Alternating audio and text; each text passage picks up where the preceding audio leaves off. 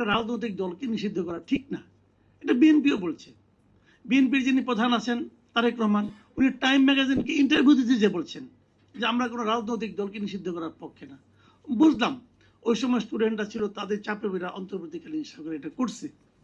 তো আপনারা কি করলেন, ওইটাকে রাখছে ওই 15টার মধ্যে যে আমি সংশোধন করে উপস্থাপন করব। এবং কি সংশোধনটা করছে? সংশোধনটা হলো এটা যে আগে বিচার চলাকালীন আওয়ামী লীগ কোনো পলিটিক্যাল অ্যাক্টিভিটিস করতে পারবে না, এইটুকুই ছিল আগের অন্তর্বর্তীকালীন সরকারের আমলে। এই আমলে এসে ওনারা বলছে যে করতে তো পারবে না, কিন্তু যদি করে তার শাস্তিটা কি হবে, শাস্তিটা নির্ধারণ করা ছিল না, ইনারা ওই শাস্তিটা নির্ধারণ করে দিচ্ছেন। এই হলো সংশোধন। আগে হলো কি যে হাত পা বেঁধে নিয়ে আসো, আর এখন হলো হাত পা বেঁধে মারতে মারতে নিয়ে আসো। লাভটা কি হলো রে ভাই? এটা কি গণতন্ত্র হলো? আমি এটাকে গণতন্ত্র ভাই মনে করি না।